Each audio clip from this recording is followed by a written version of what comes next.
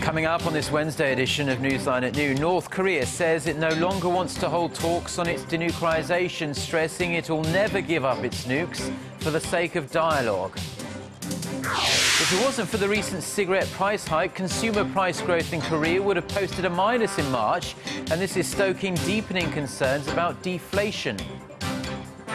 Plus, the deadline for nuclear talks between major world powers and Iran is extended, with the parties failing to reach an agreement on several sticking points. These stories and more on Newsline at Noon.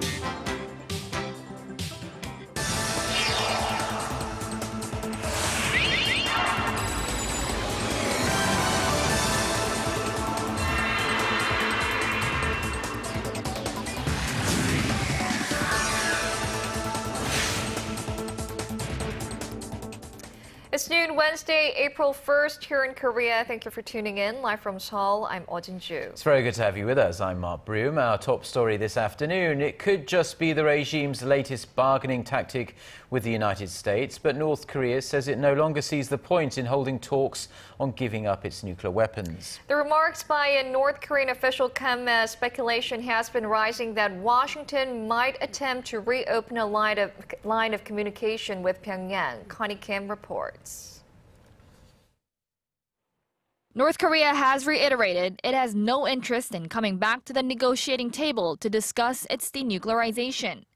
An official from North Korea's mission to the United Nations told Voice of America that the regime will not give up its nuclear arsenal until every other country in the world has also disarmed. The official, who asked not to be named, added that Pyongyang has lost interest and sees no need in rejoining the long-stalled six-party talks. The multilateral talks aimed at dismantling North Korea's nuclear program involved the two Koreas, the U.S., China, Russia, and Japan, but haven't been held since late 2008, when Pyongyang walked out and declared the process dead.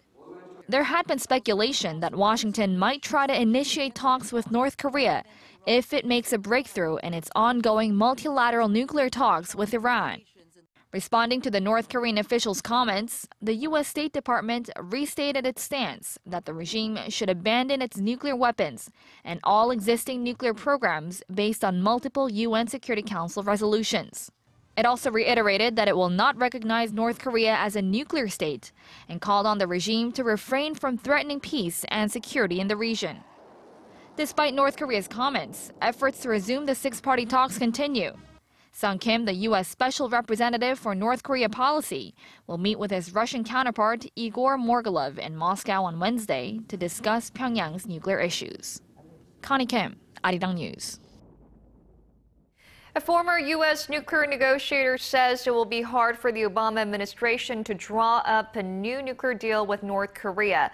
Speaking at a meeting hosted by U.S. website 38 North, Robert Gallucci said even if the U.S. president can reach a nuclear agreement with Iran, it will be hard to achieve one with Pyongyang. Gallucci said that senior officials in nuclear talks with Tehran also deal with North Korea's nuclear programs, pointing out that the officials can't have too many agendas on their plate at once. He said striking deals with both countries is not impossible, but the prospects aren't bright because it's such a difficult task. Gallucci was credited with diffusing the first North Korean nuclear crisis by negotiating the 1994 agreed framework deal with Pyongyang. Now, Korea's consumer prices grew at the slowest pace in nearly 16 years last month, while posting near 0% growth for the fourth consecutive month. The latest data raises one of the biggest warning flags yet about the increasing deflationary pressures within the economy amid sluggish output and weak demand at home. Hwang Jihye has the details. Korea's inflation has slumped to its slowest pace since July 1999. Data from Statistics Korea shows consumer prices grew a mere 0.4% last month from a year ago, remaining in the 0% range for the fourth straight month. If we exclude tobacco prices, which doubled recently under the government's tough new anti-smoking stance, the inflation rate would have actually been below zero. The finance ministry says the sharp decline in global oil prices over the past year contributed to the 16-year record low. It added that the drop in oil prices also held related petroleum products and utility prices down. While the ministry says core inflation, which excludes volatile oil and agricultural products, was up 2.1% from a year ago, concerns continue to mount over rising deflationary risks. That follows disappointing production in the mining and manufacturing sectors, which dropped nearly 5% in February from the previous year. And while output across all industries rebounded by 2.5% from a month ago in February, the rise stemmed from temporary factors like the low base effect a month earlier and the Lunar New Year holiday, pointing to a still fragile recovery momentum. Given that, experts say it's likely the central bank will lower its growth forecast of 3.4% for this year when it releases its new outlook next week. Hwang Jihye, Arirang News. The nation's financial watchdog has released the salaries of corporate leaders and executives at Korean conglomerates. And despite the sluggish economy, the figures have increased considerably. The salary gap between the leaders and their employees has also widened, with one executive making more than 140 times what his average workers make. Kim Min-ji tells us more. It's no surprise there is a significant difference in the salaries earned by company CEOs and employees. But how wide is that gap in Korea? Market researcher Evan Guide says that executive salaries at the nation's top 30 companies by market cap exceed the average employee income by as much as 142 times. The company with the highest discrepancy is Samsung Electronics. CEO Shin Jong-gun's annual salary came to $13 million last year, more than double from a year ago. The average Samsung employee salary was almost $110,000. Second on the list was Hyundai Steel. Jung Mong-gu, chairman of Hyundai Group, pocketed over $10 million in wage and severance pay, while employees earned an average of $80,000, which is 133 times less. Other companies with large discrepancies include Hyundai Motor, LG Chem, and POSCO. On average, CEO salaries were almost 36 times higher than average employee salaries. The findings come after the Financial Supervisory Service revised a regulation that requires companies to reveal the salary details of corporate directors who earn more than $450,000 a year. Kim Min-ji, Arirang News. The global wireless power industry is forecast to expand by a whopping 4,000% over the next decade. Market tracker IHS says manufacturers produced 55 million wireless power receivers last year, and the figure is expected to jump to 2 billion units by the year 2024. Analysts say the leap is being led by the new built-in wireless charging function on Samsung's flagship phones, the Galaxy S6 and S6 Edge.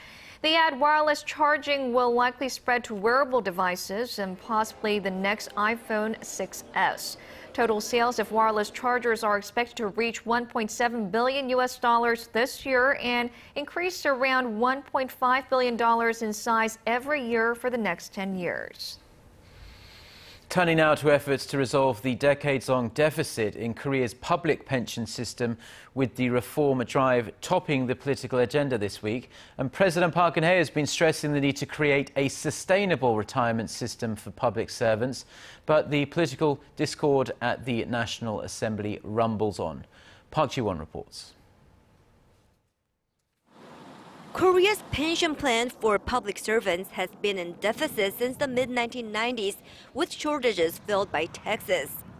To address this pressing matter, President Park Geun-hye, speaking at Tuesday's cabinet meeting, called on the National Assembly to urgently address these public servant pension reforms for the future of the country.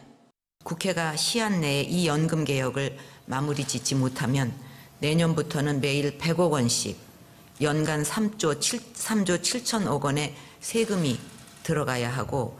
President Park stressed that these reforms should be carried out in a way that efficiently reduces the government budget, but also demonstrates fairness and sustainability to Koreans. Both political parties previously agreed to pass the reform plan at the full assembly on May 2nd. However, on Tuesday, they failed to form a working group for negotiations on the reforms. The main opposition has been saying that they have strengths in economic affairs. But I like to ask them how they can say such things when they drag on and oppose the pension reforms. It is unacceptable that the government tries to get through the reforms with the ruling party leading the process, with a limited deadline just like a military operation. The reforms should be proactively led by the government, like labor management negotiations. Meanwhile, public sector unions said they will not participate at the negotiating table if the May 2nd deadline is upheld. Park Ji-won, Arirang News. U.S. Treasury Secretary Jacob Lew says Washington is looking forward to cooperating with the China-led Asian Infrastructure Investment Bank. According to Chinese media reports, Lew said cooperation between the two countries can be carried out through the China-U.S. Strategic and Economic Dialogue, the World Bank and the AIIB. The comments came during a meeting between Lew and Chinese Premier Li Keqiang in Beijing. Lew also welcomed China playing a bigger role in global economic affairs.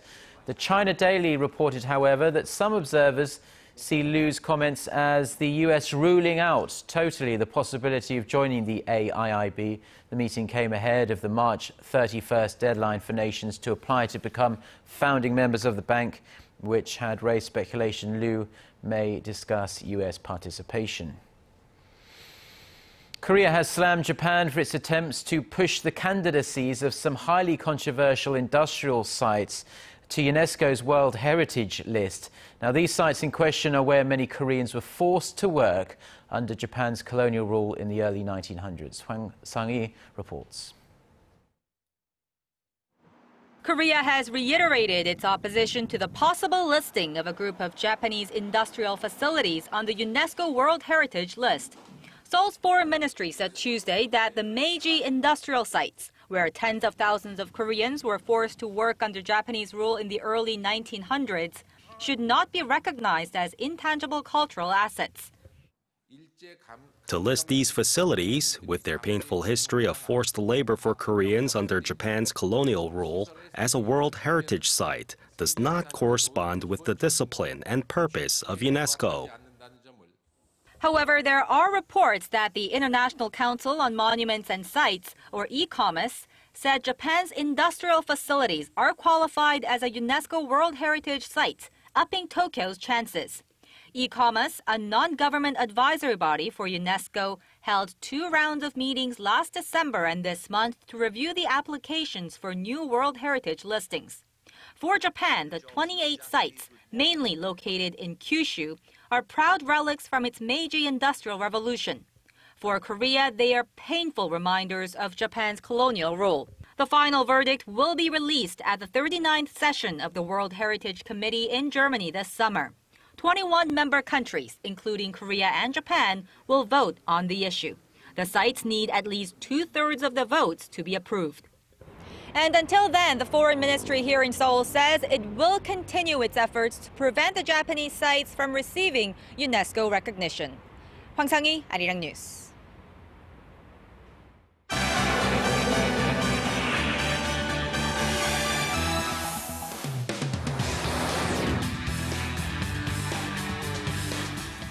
Time now for a look through the global headlines we're following on this Wednesday lunchtime from Seoul. For that, we turn to Eunice Kim at the News Center. Eunice, no breakthrough yet on the Iran nuclear talks, but they have been extended at least another day, which could mean that representatives from the 6 world powers and Iran could be close.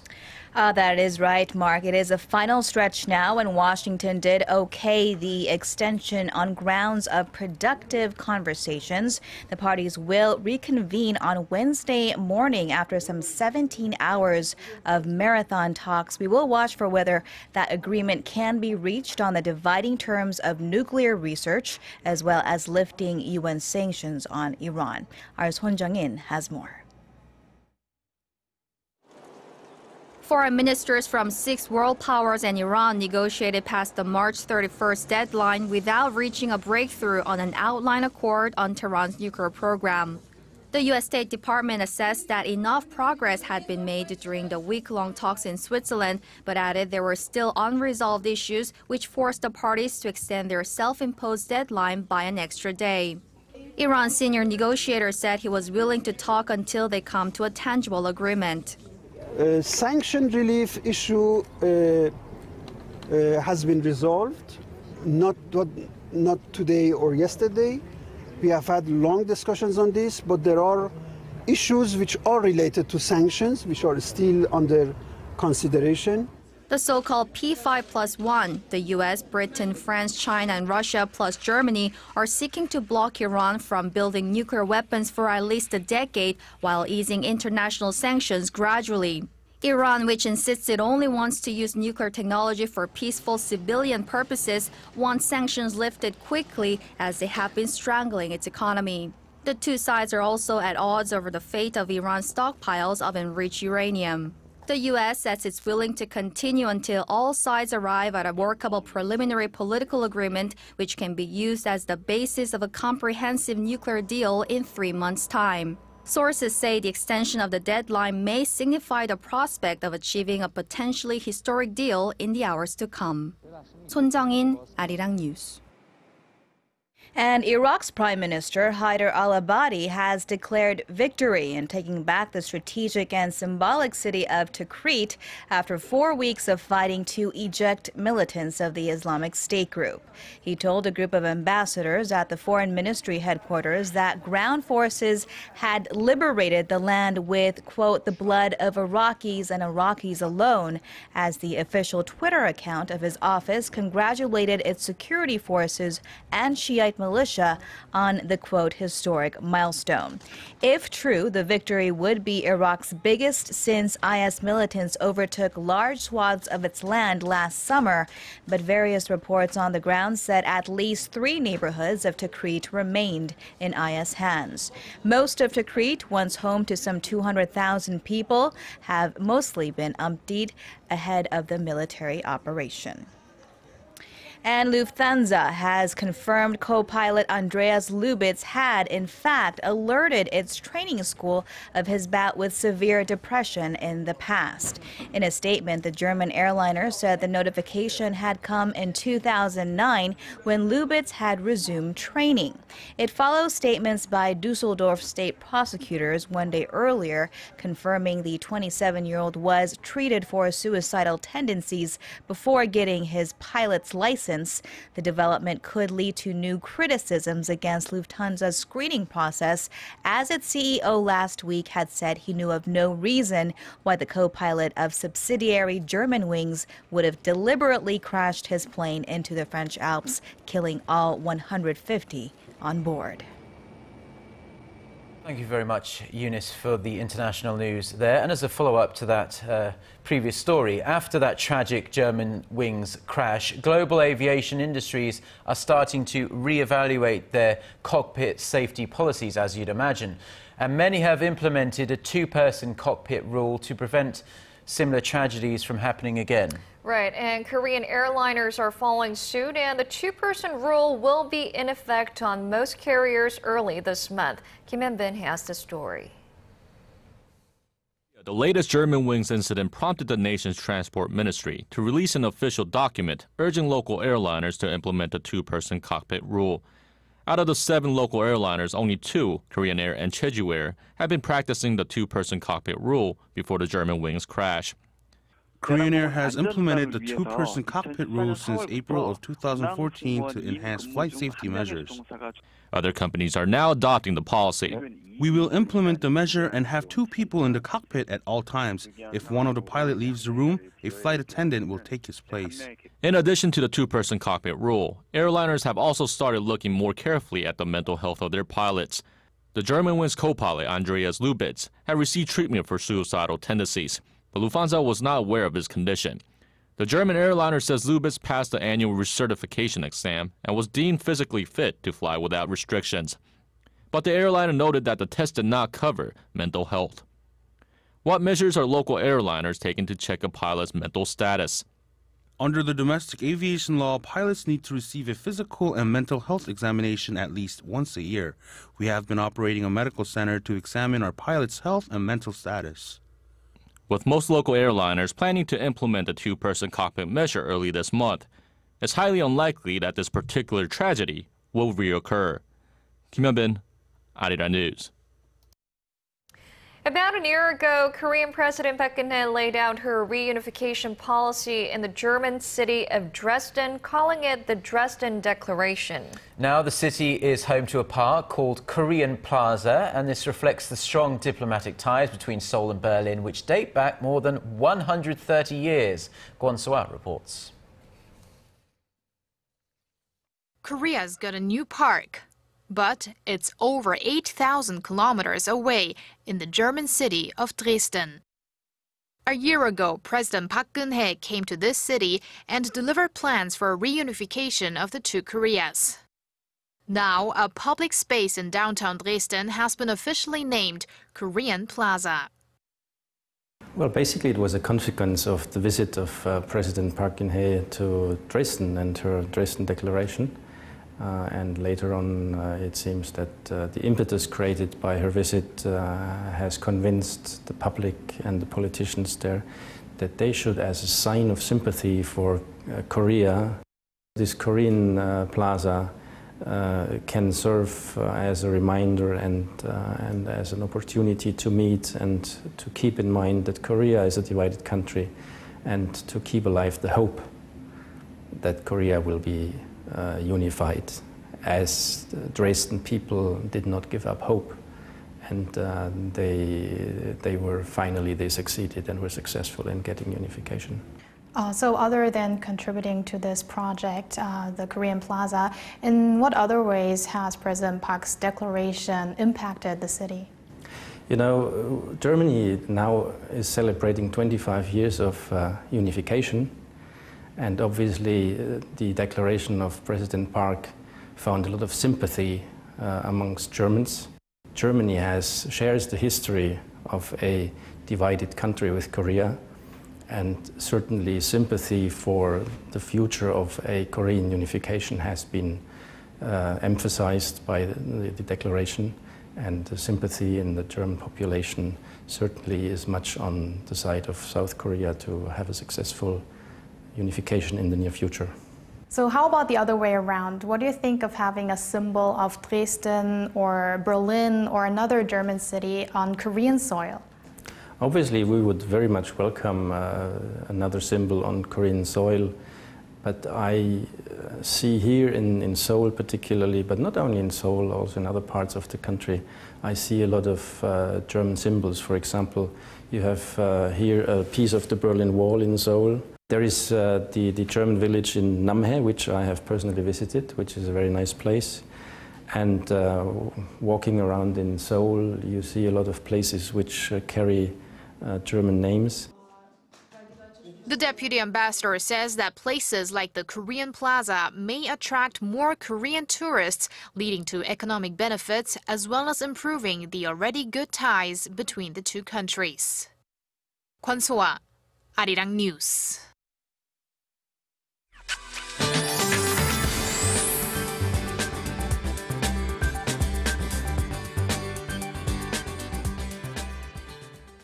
Good afternoon. It was light, but yesterday's rain was very helpful, and it seems like all the rain clouds have moved out from the peninsula, and we have a decent afternoon of sunny spells ahead of us. The whole nation had mild temperatures to kick off the day, and the daytime highs will be slightly warmer than yesterday, as the daytime high here in Seoul will hike up to 18, and Daegu and Busan will rise to 15 and 16, while Gwangju tops out at 20 this afternoon. Now let's see how other regions are looking. It looks like both Jeju Island and Daejeon should see a high of 19, while Dokdo gets up to 11.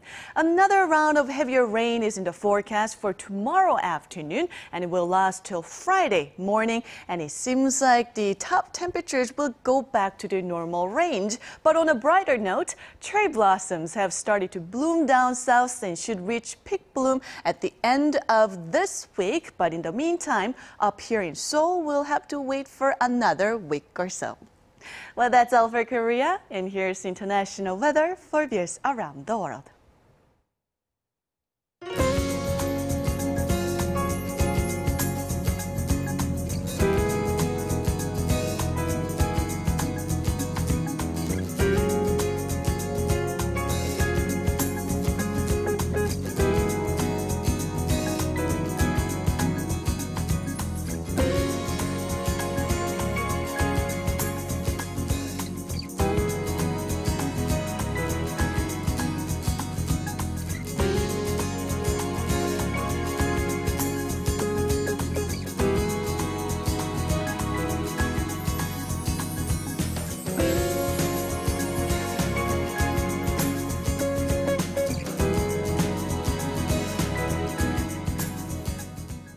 Well, that brings us to the end of this Wednesday edition of Newsline at Noon.